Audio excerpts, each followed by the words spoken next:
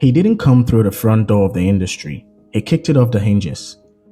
In an era where the streets were only meant to echo and not speak, one man turned their slangs into anthem, their chaos into cadence. Born and bred in Bariga, Lagos, Lil Kesh wasn't just rapping, he was reporting. In 2014, Nigerian soundscape was morphing. Afrobeats was climbing charts, Wizkid was floating, Davido was flexing, and in the midst of all this came a boy with no filter, no pretense, just vibe, truth, and bars that slapped.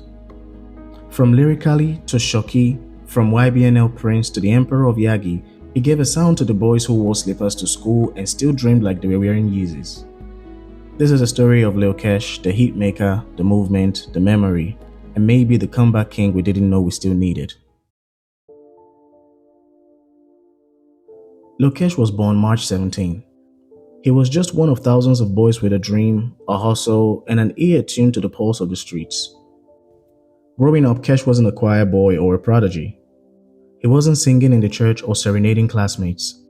Instead, he was watching battles on the streets, absorbing slangs, and listening to the likes of Dagreen, another street prophet whose voice cracked through Nigeria's polished pop scene with raw Yoruba rap.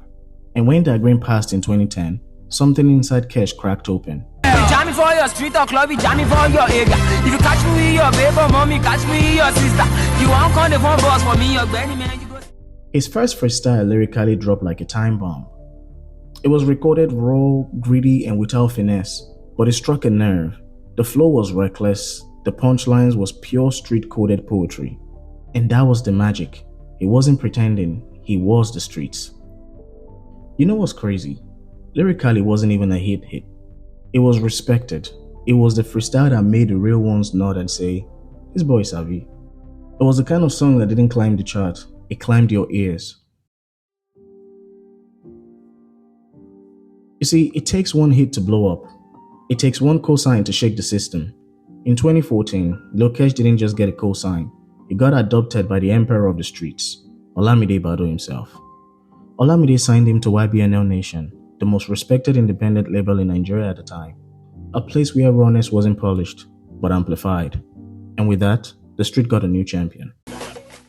In the same year Shoki dropped, Nigeria exploded. It wasn't just a dance, it wasn't just a song, it was a movement. School kids were doing Shoki at break time. Uncles were doing it at weddings. Even pastors had to ban it during church praise sessions. Kesh didn't just give us a hit, he gave us a cultural reset. And then came the remix, featuring Olamide and Davido.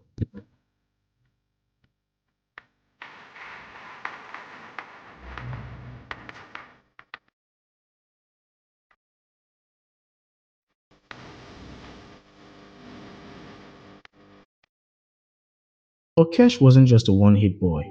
After Shoki came Bese, Efe Joko, Is It Because I Love You, and more.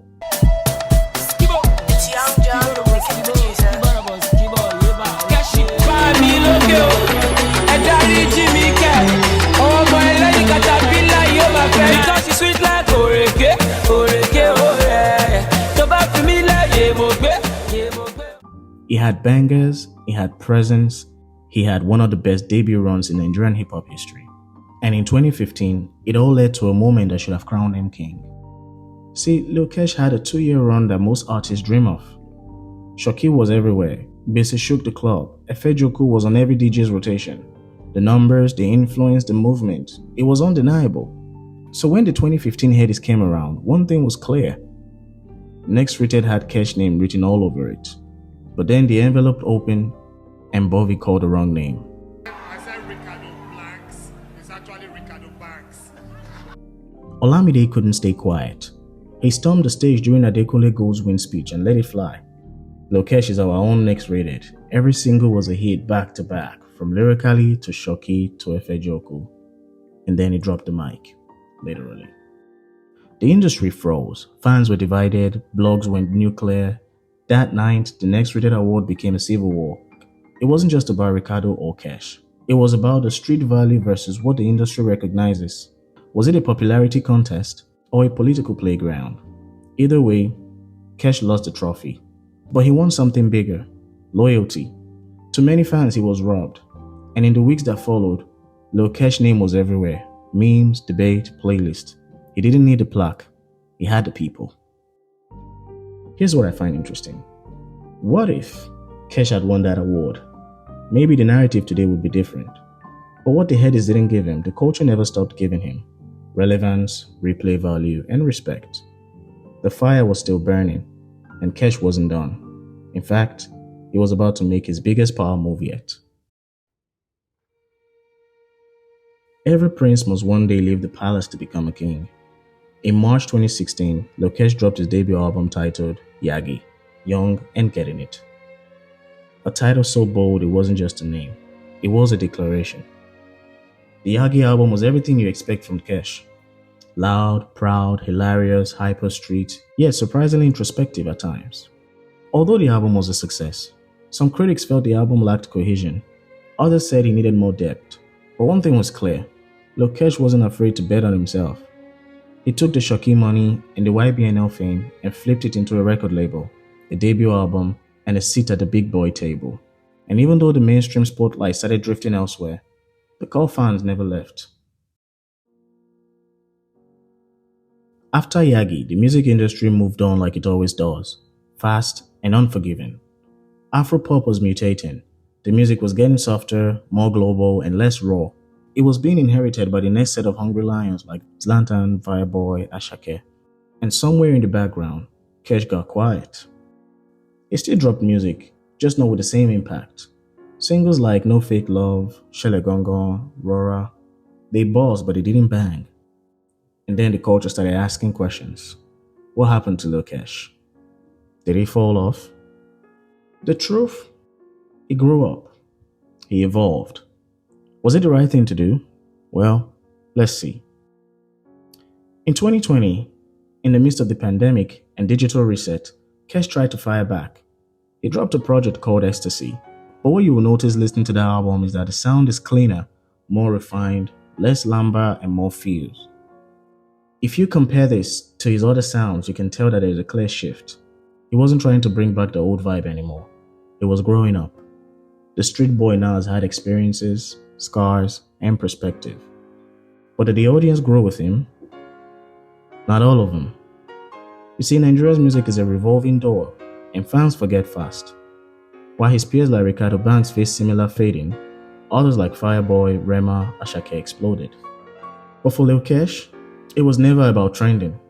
It was about presence. Can I take a second here? You see, not every artist is built to be evergreen, and that's okay. Not every talent stays in the limelight forever, and that's okay. Impact, I believe, is measured in waves, not permanence. In Lil Kesh, he changed the sound of an era. He made Yoruba street lamba cool for a generation. Without Lil Kesh, there's no clear path for Zlatan, Brother Shmurda, Mohbad, rest in peace, or even Portable. He walked so they could gallop madly into the chaos of viral music. But I digress. Some artists crave their names in gold.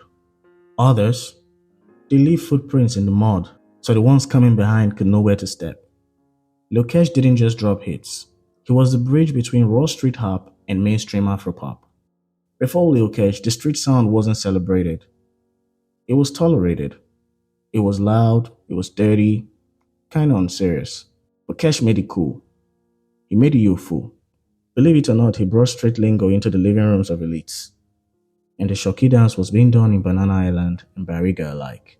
That's legacy. He might not be topping the charts today, but his blueprint lives in the DNA of Nigerian street music. The confidence, the slang, the audacity to mix humor with hustle. They say fame is rented, not owned. But impact, that's forever. Kesh may have walked out of the spotlight, but he's still casting a long shadow.